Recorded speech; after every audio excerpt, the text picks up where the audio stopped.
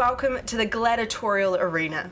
I'm Ari from Gale Force 9, and today we're going to go through how to play Spartacus, a game of blood and treachery. The spirit of this game asks players to bribe, poison, betray, steal, blackmail, and undermine each other. Players will buy support and influence each other's decisions as gold changes hands again and again. Your goal is to become the most influential house in Capua, securing your family power for years to come. What sort of player will you be? Honourable? One whose word is your bond? Or will you be treacherous, whose alliances change with the wind?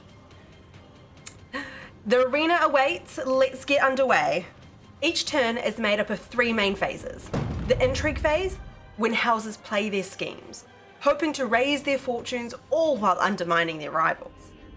The market phase, where players buy, sell, and trade their assets, hoping to acquire a good deal at auction. And finally, the arena phase, where two brave gladiators will be pitted against each other in a brutal fight for favour and influence. Winning seems simple. Be the first Dominus to end one of the three main phases with 12 influence, and that's it. However, your fellow Domini will stop at nothing to claw their way to the top. Remember, the game isn't over until the blood is dried on the arena sands. Each turn begins with a little bit of upkeep. Think of this as the preparation stage, where you refresh your assets and heal your gladiators' injuries by flipping over exhausted cards and putting them face up.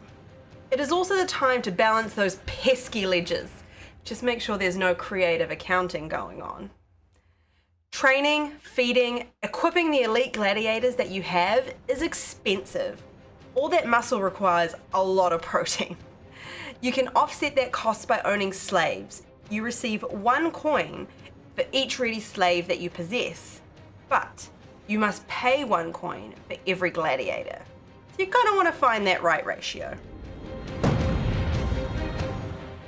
Play cards from your hand to affect your fortunes, influence your house, or bring shame and ruin to your rivals.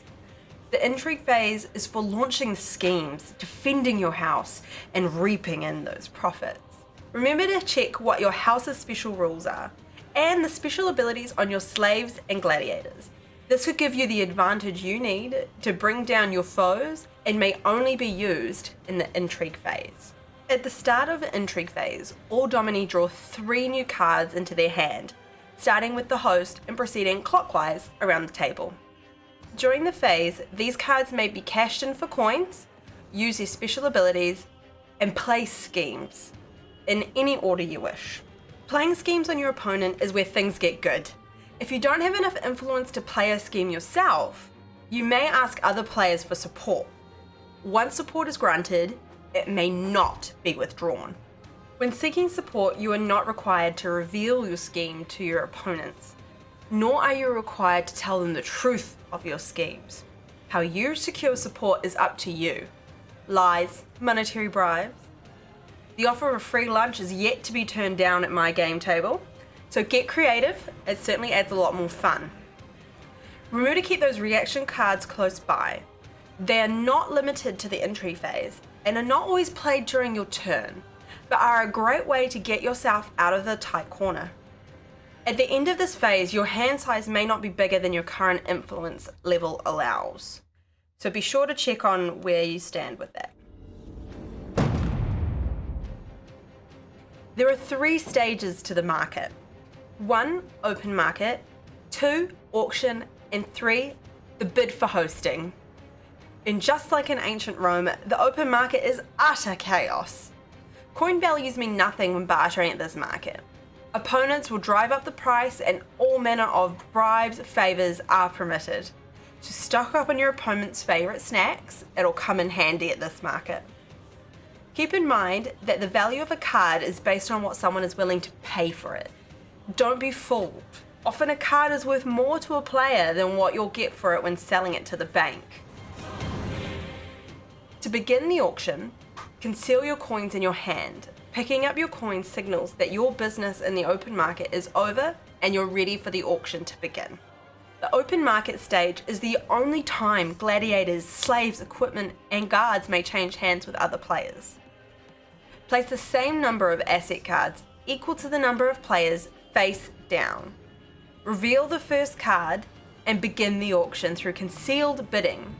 The highest bid wins the asset and the next card is revealed to repeat the process. Hosting the games is critical to your success. Hosting not only raises your influence, it also gives you control over who fights in the games, potentially earning you even more influence and coin. All players will bid for the honour of hosting via concealed bidding. Hold a concealed amount of money in your hand. Once all Domini are ready, reveal your bids.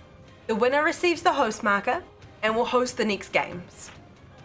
For the honour of presiding over the games, the host will receive 1 influence. We all love a good party, but no one should turn up uninvited. It is the host's duty to invite 2 worthy combatants into the arena, and thus should offer the invitations individually to each Dominus. And if the host so desires, they may invite themselves. Once an invitation is accepted, choose a gladiator or slave to represent your house in the arena and place your miniature on the hex marked 1 to show that you're ready to fight. Once these cards are selected, they may not be altered. They are committed to the game. The host may then offer an invitation to the second Dominus. That Dominus then commits their combatant and equipment and places their gladiator figure on a hex marked 2. If a Dominus is unable or unwilling to accept an invitation, they lose 1 influence. And as was custom in the arenas of old, tribute is paid to the owners of the favoured combatants. So invited Dominuses will receive 2 coins per favour token they hold, or 6 coins for a champion token on their combatant.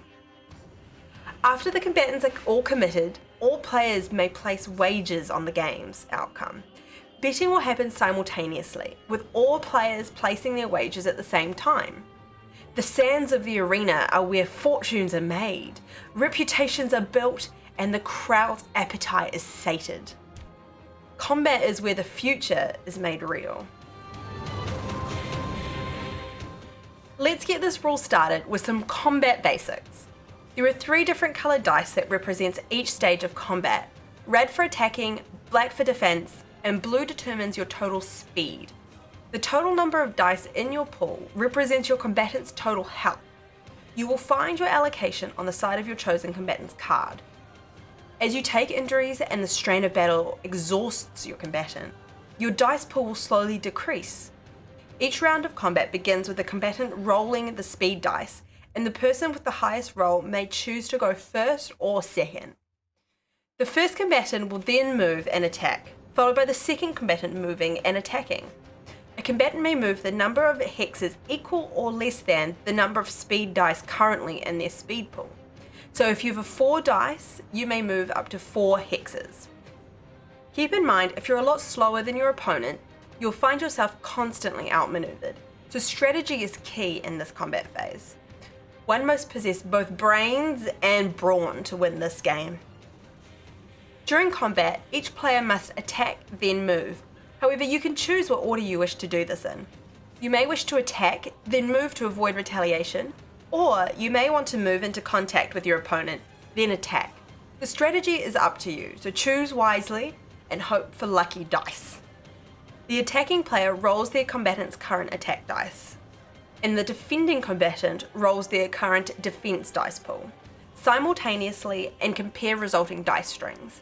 Any winning attack dice cause a wound, and tied or winning defense dice block the attack.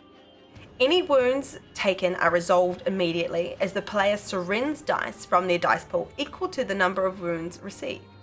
If you choose to reduce any of your dice pools to 0, the match will end in defeat. After the combat has been decided, the victorious Dominus gains 1 influence. The victorious combatant receives a favour token to be kept on the combatant's card. When that combatant receives its 3rd and final favour token, the combatant becomes a champion. Champions are beloved by the crowd and bring glory to their house. However, losing a champion can devastate a house's fortunes. The game is won when the first Dominus reaches 12 influence at the end of a phase, intrigue, market, or arena, and be the only Dominus to do so. If 2 or more Domini reach 12 influence at the end of a phase, the winner is decided in the arena with a tournament, with the winner snatching overall victory. And that is the quick rundown of how to play Spartacus, a game of blood and treachery. Are you ready for the arena? Can you sway the crowd hungry for blood on the sand? Will you have the luck of the dice?